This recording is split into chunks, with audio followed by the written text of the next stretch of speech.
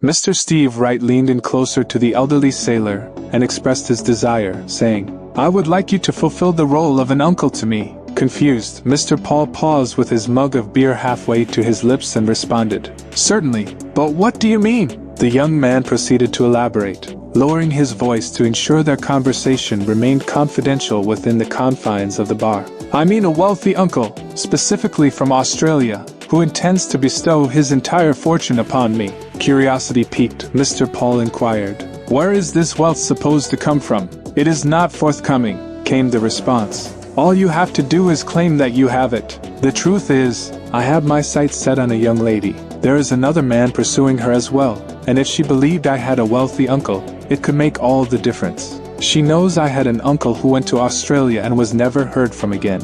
That's what made me consider this plan." Mr. Paul quietly sipped his beer, lost in thought. "How can I be a wealthy uncle without any money?" he asked after a while. "I would have to lend you some, a small amount," Mr. Wright replied. The elderly man pondered. "I have been lent money before," he admitted honestly, "but I cannot recall ever repaying it. I always intended to, but that's as far as it went." "It doesn't matter," said the other.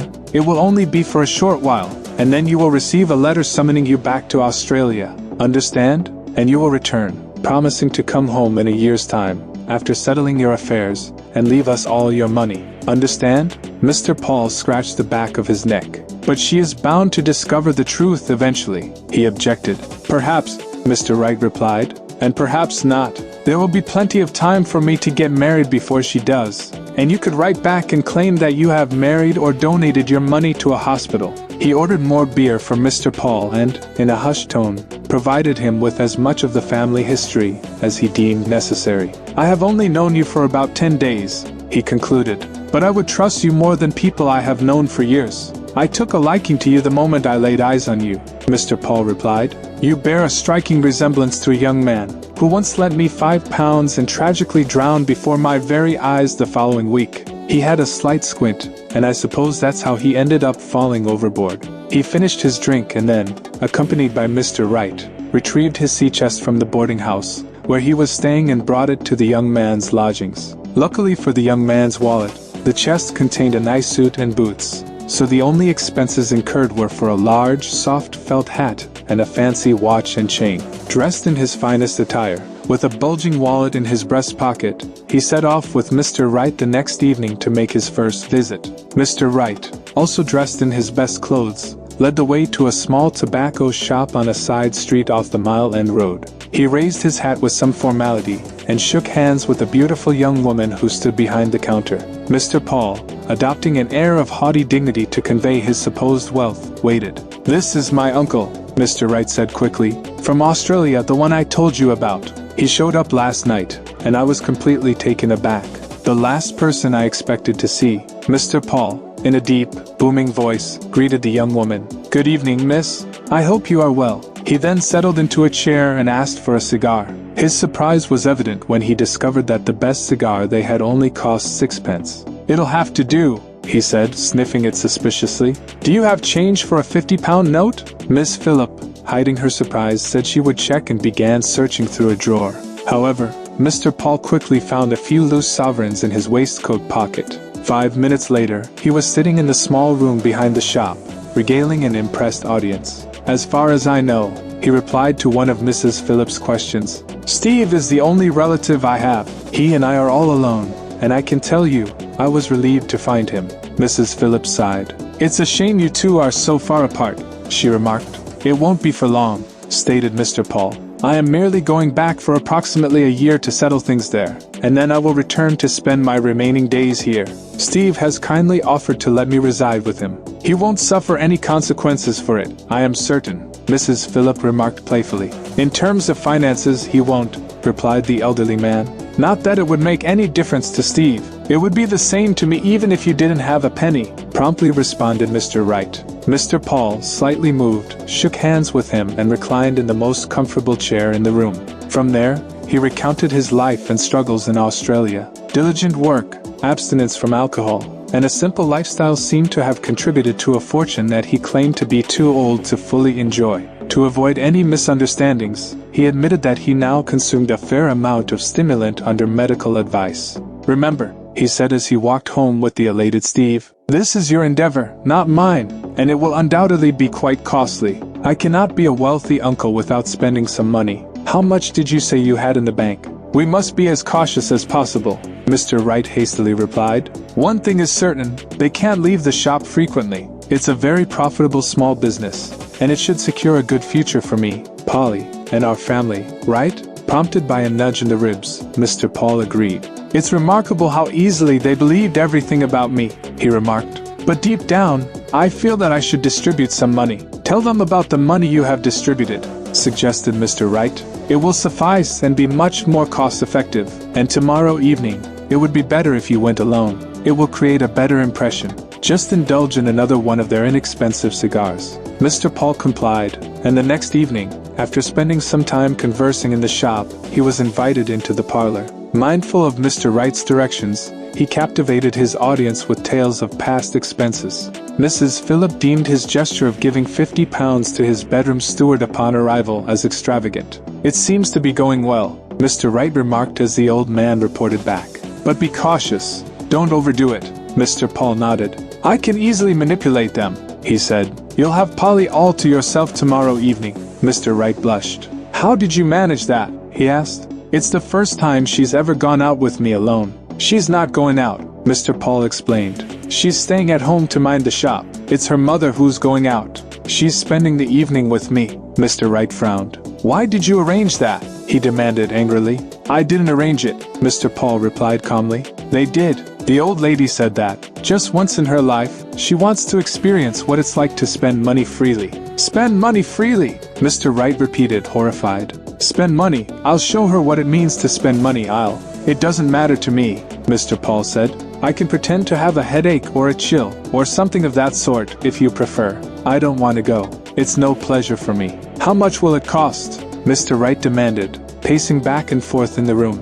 The wealthy uncle calculated. "She wants to go to a place called the Empire," he said slowly, "and have something to eat, and there will be taxi rides and such. I suppose it would cost around £2, maybe more. But I'd be just as happy to have a chill, truly." Mr. Wright groaned and, despite his intentions of being frugal, handed over the money. His instructions on being economical lasted until the moment he stood outside the shop with Polly the following evening, watching the couple depart. "It's remarkable how well they get along," Polly remarked as they entered the shop and made their way into the parlor. "I've never seen my mother take to anyone so quickly as she has to him." "I hope you feel the same way about him," Mr. Wright responded. "He's absolutely lovely," Polly exclaimed. "Imagine having all that wealth. I wonder what it's like." "I suppose I'll find out one day," the young man replied slowly. "But it won't be of much use to me unless—" "Unless?" Polly inquired after a brief pause. "Unless it gives me what I truly desire," the other replied. "I'd rather be a poor man and married to the woman I love than a millionaire." Miss Phillips stole a worried glance at his somewhat pale features and fell into deep thought. "It's pointless to have diamonds and motorcars and such things unless you have someone to share them with," Mr. Wright continued. Miss Phillips' eyes sparkled, and just then, the shop bell rang and a cheerful whistle echoed through the air. She stood up and headed into the shop, while Mr. Wright settled back in his chair and scowled darkly upon seeing the intruder. "Good evening," the newcomer greeted. "I'd like a sixpenny smoke for 2 pence, please." "How are we doing this evening? Staying up and nourishing ourselves?" Miss Phillip told him to behave. "I always do," the young man replied. "That's why I can never find anyone to play with. I had such a terrible dream about you last night that I couldn't rest until I saw you. It was truly awful." "What was it about?" Miss Phillip inquired. "I dreamt that you were married," Mr. John said, smiling at her. Miss Phillip raised her head. "To whom, may I ask?" she questioned. "To me," Mr. John said simply. "I woke up in a cold sweat." "Hello? Is that Steve in there?" "How are you, Steve? Feeling better?" "I'm perfectly fine," Mr. Wright replied with dignity as the other man pushed the door open with his cane and nodded at him. "Well, why don't you look it?" the lively Mr. John demanded. "Did you get your feet wet or something?" "Oh, be quiet," Miss Phillips said, smiling at him. "Indeed," remarked Mr. John, settling into a chair near the counter and gently stroking his mustache. "However, if you were aware of the dreadful day I've had, you wouldn't address me in such a manner." "Curious," the girl inquired. "What has kept you occupied?" "Work," sighed Mr. John heavily. "Where is the millionaire? I specifically came here to catch a glimpse of him." "He and my mother have gone to the Empire," Miss Phillip informed him. In response, Mr. John emitted 3 long, piercing whistles. He then carefully placed his cigar on the counter and buried his face in a large handkerchief. Observing the tense atmosphere between him and the scowling Mr. Wright, Miss Phillips swiftly entered the parlor and slammed the door shut. Taking the hint, Mr. John departed with a somewhat pensive grin. The following evening, he returned to purchase another cigar and was regaled with all the details about the empire. Mrs. Phillip would have treated him with coldness, but the innocent Mr. Paul, captivated by his demeanor, showered him with attention. "He reminds me of myself at his age," Mr. Paul remarked. "Full of life. I pale in comparison to you," Mr. John replied, gradually making his way into the parlor. "I don't take young ladies to the empire. Did you mention that you came here to get married? Or was it just a figment of my imagination?" "Listen to him," chuckled Mr. Paul, blushing, as Mrs. Phillip disapproved of his behavior and instructed him to behave. "He's a man any woman would be fortunate to be with," Mr. John commented. "He never knows how much money is in his pocket. Sewing buttons for a man like him is nothing compared to gold mining." Mrs. Phillip disapproved of his actions once more, and Mr. John, after expressing his regret to her for exposing her deepest thoughts in front of an innocent man, proceeded to inquire about the future prospects of a talented and ambitious young man who had a dislike for work in Australia. The audience listened attentively to the responses, although Mr. Wright's persistent cough became increasingly bothersome as the evening progressed. By the time uncle and nephew prepared to leave, the latter was so hoarse that he could barely speak. "Why didn't you inform them that you received a letter summoning you back home, as I instructed?" he exclaimed loudly as they left the store. I forgot," the old man replied. "Forgot?" Mr. Wright exclaimed angrily. "What did you think my coughing was all about? Was it for amusement?" "I forgot," the old man stubbornly repeated. "Besides, if you take my advice, it would be better for me to stay a little longer to ensure everything is in order." Mr. Wright laughed unpleasantly. "I suppose so," he said, "but I am the one managing this matter, not you. Now go tomorrow afternoon and inform them that you're leaving. Do you understand? Do you think I have an endless supply of money? And why are you making such a fuss over that fool, Josh? You know he's pursuing Polly." He walked the rest of the way home in offended silence, and after giving detailed instructions to Mr. Paul the following morning at breakfast, he went to work with a more cheerful disposition. Mr. Paul was not at home when he returned, so after getting ready, he followed him to Mrs. Phillip's residence. To his irritation, he discovered Mr. John there once again, and furthermore, it became evident to him that Mr. Paul had not mentioned his impending departure. Coughs and scowls went unnoticed, and finally, in a hesitant voice, he brought up the subject himself. There was a collective chorus of lamentation. "I couldn't bring myself to tell you," Mr. Paul explained. "I haven't been this happy in ages. But you don't have to leave right away," Mrs. Phillip said. "Tomorrow," Mr. Wright stated, interrupting the old man's response. "Business. Do you really have to leave?" Mrs. Phillip inquired. Mr. Paul weakly smiled. "I suppose I should," he hesitantly replied. "Take my advice and treat yourself to a little vacation before you return," Mr. John urged. "Just for a few days," Polly pleaded. "To make us happy," Mrs. Phillip added. "Think about how Steve will miss you. Grab hold of him and don't let him go," Mr. John suggested. He wrapped his arm around Mr. Paul's waist, while Polly and her mother each secured one of his arms. An attempt to secure his legs by appealing to Mr. Wright went unnoticed. "We won't let you go until you promise," Mrs. Phillip insisted. Mr. Paul smiled and shook his head. "Promise?" Polly questioned. Well, Mr. Paul responded. "Maybe, he must return," Mr. Wright shouted in alarm. "Let him speak for himself," Polly exclaimed indignantly. "Just one more week then," Mr. Paul proposed. "What's the point of having money if I can't do as I please?" "A week," Mr. Wright shouted, almost losing control of his anger and dismay. "Another week! Why, you told me." "Oh, don't pay attention to him," Mrs. Phillips said. "Pessimist! It's his own affair, isn't it? And he knows best, doesn't he? What does it have to do with you?" She patted Mr. Paul's hand. Mr. Paul patted back, and with his free hand, he poured himself a glass of beer, the fourth one, and warmly smiled at the company. "Steve!" he suddenly exclaimed. "Yes," Mr. Wright responded in a harsh tone. "Have you considered bringing my pocketbook with you?" inquired Mr. Wright. "No," replied Mr. Wright sharply. "I did not." The old man expressed annoyance with a gesture and said, "Well, then lend me a couple of pounds, or go back and fetch my pocketbook," he added with a sly grin. Mr. Wright's face contorted with impotent rage. What do you need it for? He stammered. Mrs. Phillips. Well, seemed to capture the general sentiment. Mr. Paul shook his head and looked at him reproachfully. Mrs. Phillip and I are planning another evening out, he said calmly. I only have a few more days, and I must make the most of them. The room appeared to spin slowly for Mr. Wright, but he regained his composure with a great effort. He took out his wallet and produced the requested amount. After a few feminine objections, Mrs. Phillip went upstairs to put on her bonnet. While she's doing that, Steve, you can go and fetch a hansom cab, Mr. Paul instructed. Choose a good horse, preferably a spotted gray. Mr. Wright got up and left with such suddenness that it was almost startling. He exploded harmlessly in front of the barber's shop, next door but one. Then, with slow steps, he searched for the shabbiest cab and the oldest horse he could find. Thank you, my boy, said Mr. Paul in a hearty manner, as he assisted Mrs. Phillip into the cab and stood with his foot on the step.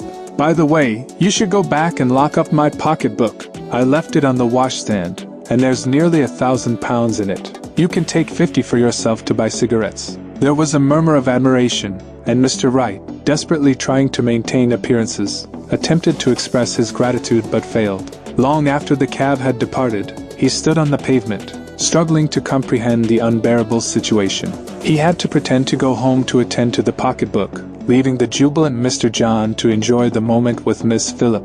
Upon his return home at midnight, Mr. Paul was surprised to find a young man waiting for him. Seated on the edge of the table, Mr. Paul listened patiently as the young man painted a vivid picture of him that seemed to go on forever. It wasn't until Mr. Wright insulted him by calling him a white-whiskered Jezebel that Mr. Paul finally spoke up, but only in the name of natural science. Don't worry, he assured the exhausted young man. It won't be much longer now. Long? Panted Mr. Wright. First thing tomorrow morning, you'll receive a telegram summoning you back. A telegram that must be obeyed. Do you understand? No, I don't, replied Mr. Paul plainly. I'm not going back. Never again, never. I'm going to stay here and court Mrs. Phillip.